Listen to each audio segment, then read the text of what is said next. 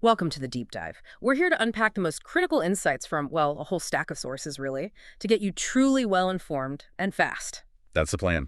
For many, India's tech story, it's long been defined by that global dominance in IT services, huge sector. Absolutely. But today, we're going to explore how that narrative is. Well, it's rapidly expanding. We're seeing a surprising pivot towards becoming a global technology powerhouse in its own right. Exactly. Our deep dive today, it's going to unpack how India is strategically positioning itself in some really critical and emerging technologies. So not just services anymore. No, definitely not. We're talking everything from space exploration, advanced AI, deep tech, and even the really innovative expansion of its drone ecosystem. Okay. Our mission really is to pull out the most important insights for you. Looking at India's evolving tech strategy, its achievements, sure, but also the challenges, and its kind of unique approach to innovation.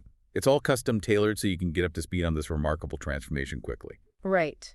So when we think about India's tech journey, that IT services image, it really sticks. But our sources today, they reveal something, well, far more ambitious, a fundamental shift. Uh-huh. It seems like they're moving away from just providing tech services to actually, creating the core technologies themselves. So how did this vision for self-reliance even begin? Yeah, what's fascinating here is how India's current strategy is really deeply rooted in this vision of self-reliance. You see it encapsulated in initiatives like Making India and Atmanirbhar Bharat Abhiyan, which means self-reliant India. Okay, Make in India. I've heard of that one. Right, launched back in 2014. And these aren't just, aspirational slogans. They're driving concrete policies. The goal is to drastically boost domestic manufacturing and, crucially, reduce reliance on imports across pretty much every sector. And that commitment, it's not just words, is it? It's backed by some pretty ambitious goals. Like, Wow. wasn't it increasing manufacturing share of GDP to 25% by 2025? That's a substantial economic shift. It absolutely is. Yeah. And a key tool they're using is the Production-Linked Incentive Scheme, the PLI scheme, Ah, PLI. introduced in 2020. This program basically offers financial incentives to companies that increase their domestic production. It's meant to foster both productivity and, importantly, global competitiveness. And it covers quite a range, doesn't it? Oh, yeah. 14 crucial sectors, everything from mobile phones, medical devices, auto components, electronic products, you name it.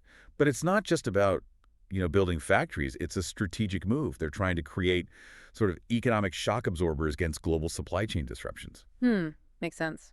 Positioning India as maybe a more resilient manufacturing hub in what's become a pretty volatile world. Exactly. It uniquely positions them. So it's definitely more than just simple assembly lines we're talking about here. It's about building an entire advanced manufacturing ecosystem. Precisely.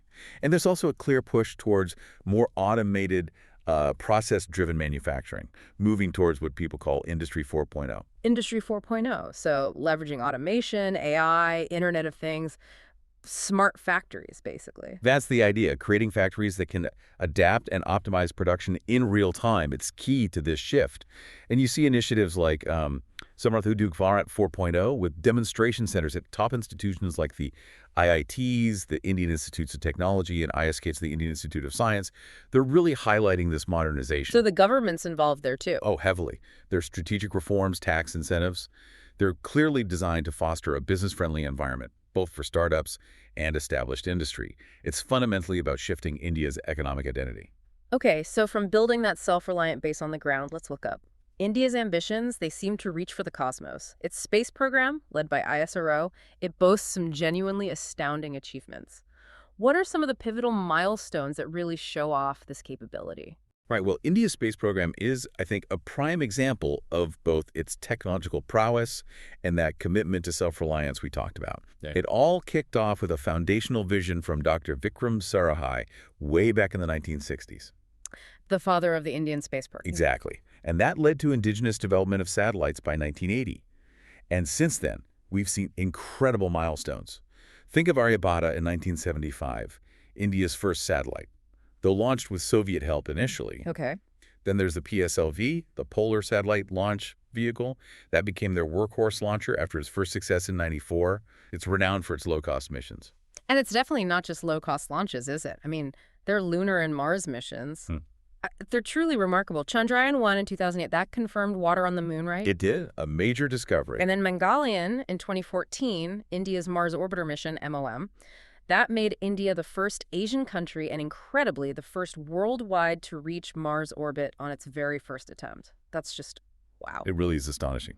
And of course, the recent success of Chandrayaan-3 in 2023, making India the first nation ever to land near the lunar South Pole. It's a huge testament to their frugal engineering approach. Yeah. India's space strategy, driven by this philosophy, it's not just about being cheap. It's proving that advanced space capabilities don't always require the biggest budgets. So they're kind of democratizing access. In a way, yes. Yeah. Effectively challenging the traditional space powers on a completely new playing field. And beyond these high-profile missions, remember ISRO launched a record 104 satellites in a single call? Go back in 2017 with the PSLV C-37. 104. Yep. And they also developed Anavik, India's own regional satellite navigation system. Think of it like GPS, but offering more precise, reliable positioning within India and its surrounding areas. That's crucial for things like critical infrastructure and national security. It sounds like those space sector reforms really open the floodgates for private companies too. Beyond ISRO, who are some of the key private players, the startups, that are really pushing boundaries now. That's a really crucial point. The space sector reforms of 2020 were, well, transformative. They opened the whole industry up. You've got organizations like unmanned Space, that's the Indian National Space Promotion and Authorization Center. Okay. They provide regulatory support, financial support, including a pretty substantial venture capital fund, about ours, 1,000 crore, for over 200 active space startups. So real money going in. Definitely. And you see it in action. Like the POM program, that's the PSLV Orbital Experimental Module. It carried, I think, 6 startup payloads in 2022, and that jumped to 24 in 2024. Wow, that's rapid growth. It is. And you have private companies like Skyroot and Agnicola pioneering their own private launch vehicles. Then there are startups like Galaxy. They're doing fascinating work fusing synthetic aperture radar, or SAR. Which can see through clouds and at night. Exactly. Fusing that with traditional optical imagery. It offers unprecedented, like, all-weather surveillance capabilities. Meanwhile, you've got Pixel building hyperspectral satellite constellations. Hyperspectral, what does that mean exactly? It means they capture light across hundreds of invisible color bands. This lets them reveal hidden details, think environmental changes, mineral deposits, stuff that conventional satellites just miss entirely. That's incredible innovation coming from the private sector. But are there potential pitfalls with this rapid privatization or challenges they need to navigate? Oh, for sure. While the momentum is definitely strong, challenges do remain. There are still early-stage funding gaps for some of these really ambitious projects, and a bit of a talent shortage, for instance. There's currently only one dedicated Indian Institute of Space Technology, the iDEX. Right. And global competition is naturally fierce. So the way forward really involves boosting R&D, developing dedicated infrastructure. There's talk of a space industrial corridor fostering global collaboration, and ensuring robust tech transfer from ISR to these growing private companies. It's a dynamic period, lots of growth, but definitely not without its hurdles. Okay, so moving from the cosmos back down to Earth and shaping the digital playing field, India seems to be developing a really unique approach to artificial intelligence, AI. It feels like it's not just about the raw tech power, it's deeply tied into national priorities, societal impact. Yeah, and this raises a really important question. How does a country with such diverse needs, such scale, balance that rapid AI advancement with responsible governance? India is quite explicitly striving to be the AI leader of the global South. Right. And also the use case capital for AI, which basically means prioritizing practical applications that directly benefit its huge population. Historically, India had sort of hesitated on creating overarching national AI regulations.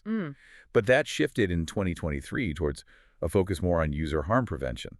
It seems unlikely they'll create a fully centralized AI governance framework, like, say, the EU's Big AI Act. So, more decentralized. Maybe a more targeted approach that uses existing legal frameworks. I understand they plan to incorporate AI provisions into existing broad tech laws, like the Digital Personal Data Protection Act, the Digital India Act, the Telecoms Bill, governing AI applications sector by sector, maybe, like healthcare, defense. That seems to be the plan, governing it sectorally. Right. And it also sounds like they'll implement restrictions more reactively, especially when they perceive specific risks emerging. Okay. And their national priorities for AI are crystal clear. First, there's prestige. They have aspirations to be a Vishwa Guru, a world teacher in tech, leveraging that massive skilled youth population they have. Makes sense. Then there's domestic security, integrating AI into surveillance systems, for real-time analysis, law enforcement, facial recognition technologies, FRTs, for example. Right, though I imagine there are privacy concerns there. Absolutely. Concerns exist about algorithmic bias, data privacy, especially with exemptions for government agencies and laws like the Digital Personal Data Protection Bill. And perhaps most importantly, there are the developmental priorities. You mentioned scale well. About a quarter of India's population experiences multidimensional poverty. A huge challenge. Exactly. So AI is seen as a powerful tool to address these challenges directly. That's a really powerful motivation. So we're talking about AI focused on agriculture, things like the Sagu Bagu program for chili farming or Pashini for language localization, which is huge in India. Precisely. And in healthcare, it's about reducing that urban-rural disparity, improving diagnostic precision. And sustainability, too. Yes, geared towards sustainability through smart infrastructure, urban planning for a lower carbon footprint. Financial access is another big one, using AI for fraud detection, risk management, democratizing advisory services, and of course education, personalizing learning, preparing a tech-proficient workforce. They seem to have several advantages for this vision. They do. Vast data availability is one, partly from national projects and, frankly, relatively permissive privacy laws historically. Plus, there's a national data governance policy that facilitates access for AI training. And their tech infrastructure. Strong software industry, absolutely. And that robust digital public infrastructure, or DPI, foundational systems like Aadhaar, the biometric ID, and UPI, the instant payment platform, these have enabled rapid digital adoption for hundreds of millions, creating this massive connected user base that's just ripe for AI applications. A huge built-in market. Exactly. And they're actively seeking foreign investment for semiconductor manufacturing, over $15 billion approved for 3 plants just in February 2024. Plus partnerships with giants like NVIDIA and Meta. And the sheer size of their STEM workforce seems like a massive advantage. What was it, 34% of graduates in STEM fields in 2021? That's a lot of potential brain power. It truly is. India boasts the largest STEM workforce globally, and having a large English-speaking pool is also a significant advantage, especially since most large language models are trained primarily in English. However, there are gaps, particularly in high-level machine learning expertise. And retaining top talent, preventing emigration, that's an ongoing challenge. But you can't ignore the crucial role of lower-skilled data labeling jobs either, which are essential for training AI. Right, that feeds the system. And the business ecosystem is generally favorable. Those initiatives like Make in India, Digital India, Startup India, they foster investment and indigenous innovation. You see major Indian corporations like Wipro, Tata Group, Reliance Industries, Infosys investing billions in AI. Okay, so lots of advantages, lots of investment. But what are some of the maybe unforeseen hurdles or the most difficult challenges India is really grappling with as it tries to scale up these AI ambitions? That's a really crucial question. Despite all the positives, India does face challenges. As we mentioned, limited high-level ML expertise is one. The governance landscape is still somewhat fragmented. R&D funding, while growing, is arguably still inadequate compared to the scale of their ambitions. And there are risks, associated with relying heavily on the private sector to establish ethical norms and standards. Their regulatory focus right now is particularly strong on deepfakes and content moderation, especially sensitive around election time. Understandable. The government's even pushing for platforms to potentially face criminal liability, which is quite a strong stance. And importantly, India is prioritizing data localization, keeping data within India, and building population-specific machine learning models, like Pashini, that India-specific large language model aimed at tackling linguistic diversity. So less focus on general foundational models like GPT-4, maybe? More focus on becoming the AI use case capital of the world.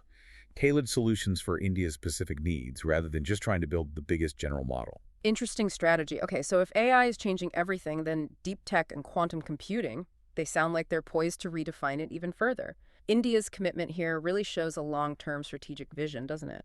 Absolutely. What's really fascinating here is India's recognition that true, technological supremacy lies in deep tech. These are the areas needing substantial scientific and engineering breakthroughs, not just, incremental improvements on digital platforms. So define deep tech for us again. Sure. It basically encompasses technologies based on fundamental science and engineering advances. Take AI, quantum computing, advanced materials, bioengineering, even space technology fits under this umbrella. It's characterized by really long R&D cycles. We're talking 5 to 10 years, sometimes more. High risk, high reward, presumably. Exactly. High risk, very capital intensive, needs highly specialized talent, and generates strong intellectual property, IP. And India is putting serious money behind this. You mentioned the government approved, what was it, 1 lakh crore.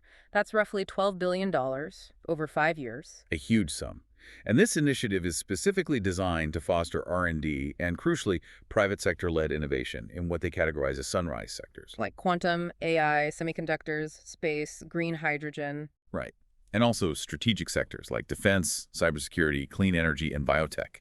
A really critical aspect of this new policy is its focus on technology readiness levels, TRLs. TRLs, okay. Specifically, they're targeting TRLs 6 through 9, which basically means focusing on transitioning research out of the labs and into commercially viable products. This directly tackles a historical weakness in India, actually commercializing that early-stage research. Bridging that valley of death between lab and market. That sounds like a clear signal that the private sector really needs to step up. What role are they expected to play in this deep tech push? Precisely. India's deep tech ambitions, they know they can't just rely on government labs. You see key players stepping up already.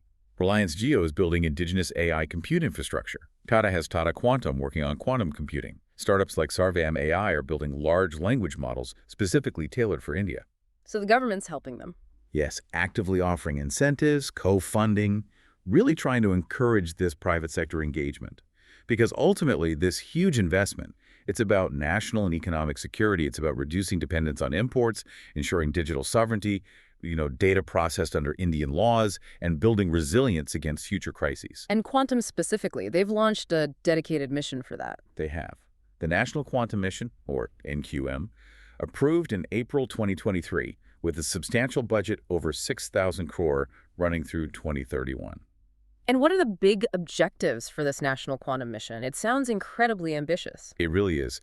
The mission's objectives are pretty significant. They include developing intermediate-scale quantum computers, aiming for 50 to maybe 1,000 physical qubits within 8 years. Physical qubits, those are the actual building blocks, right? Yeah, Not yeah. the simulated ones. Exactly. The fundamental units storing quantum information.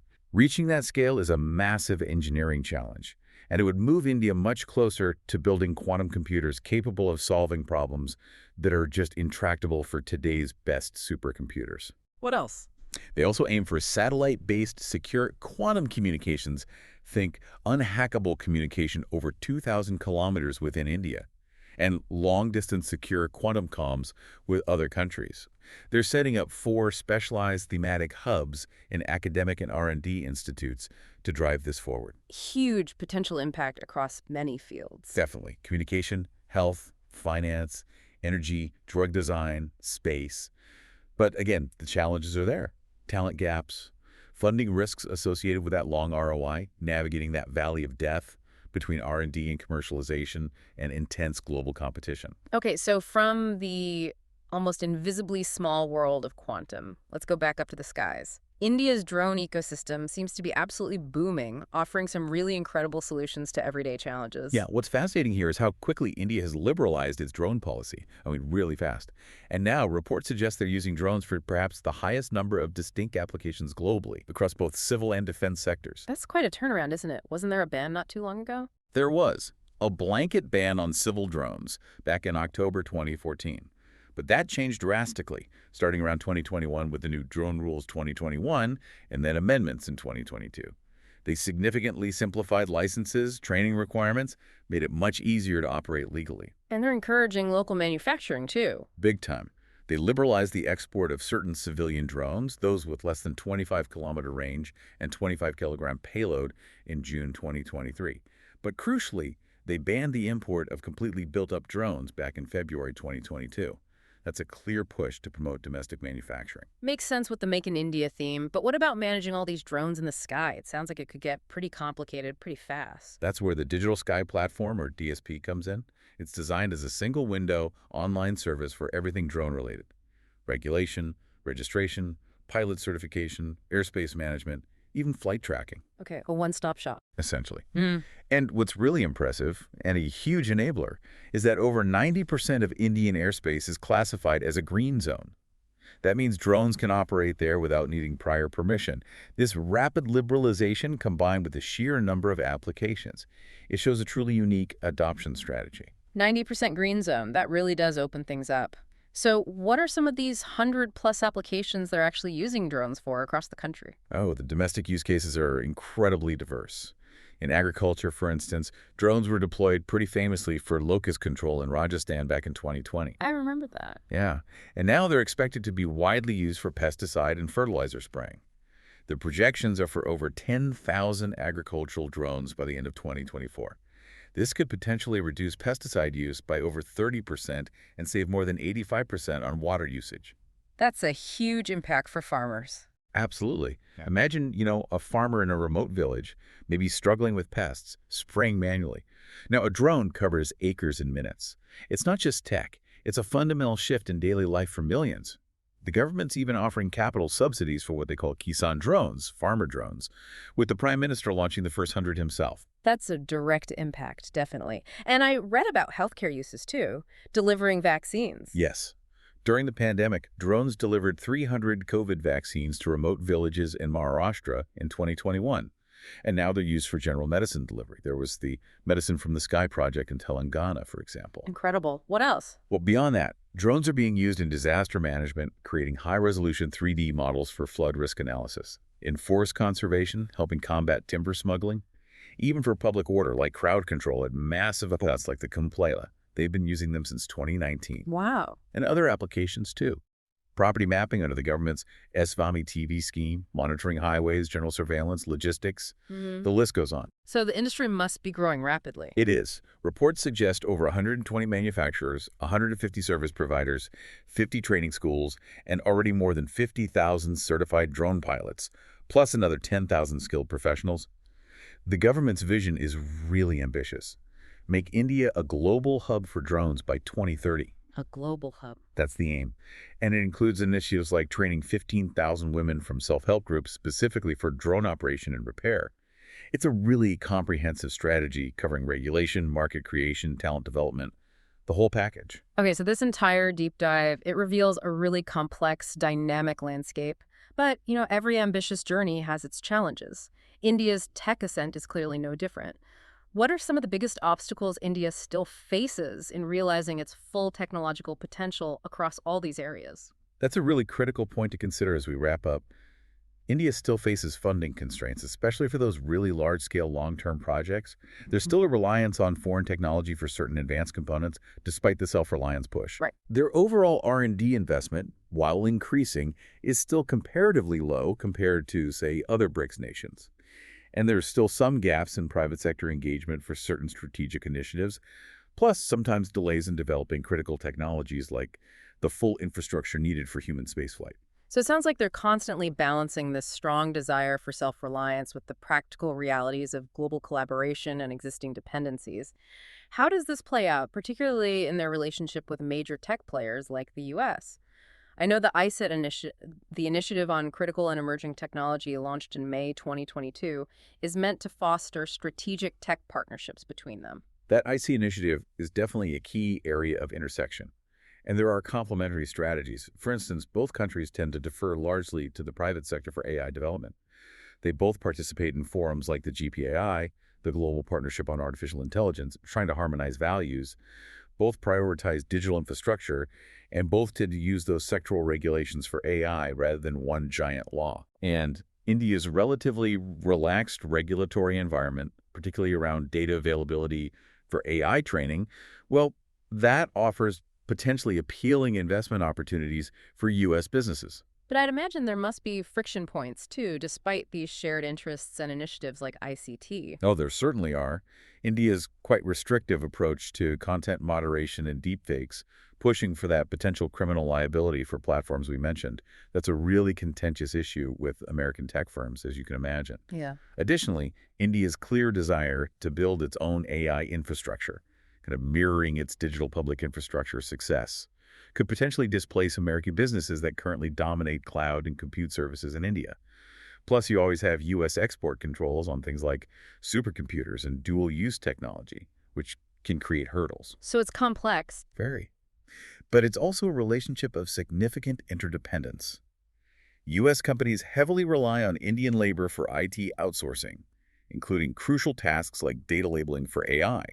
And Indian AI developers, in turn, heavily rely on U.S. tech giants for core machine learning elements and compute power. It's a two-way street with potential bumps. So despite all the shared interests and collaborations, there's definitely a delicate balance to strike as India continues this massive tech transformation. It really feels like a pivotal moment for them on the global stage. Absolutely.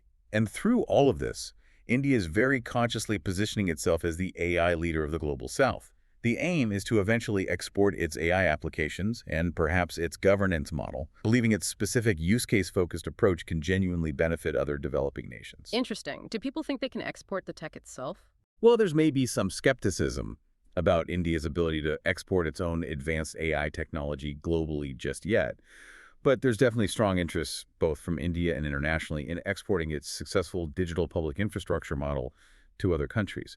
So this dynamic interplay of ambition, indigenous innovation, navigating global partnerships, it's what will truly define their continued rise. Okay, so we've taken a really deep dive today into India's ambitious journey to become, well, a global technology superpower.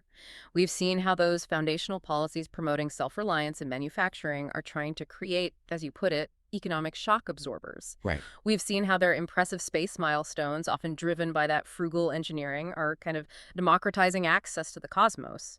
We've explored India's unique approach to AI governance and application, really focusing on societal benefit for its massive population. Hmm. We looked at the bold leap into deep tech and quantum computing, which signals a clear move to become a creator of fundamental technologies, not just a user or service provider. A crucial shift. And finally, that innovative expansion of its drone ecosystem, which is genuinely revolutionizing everyday life in surprising ways.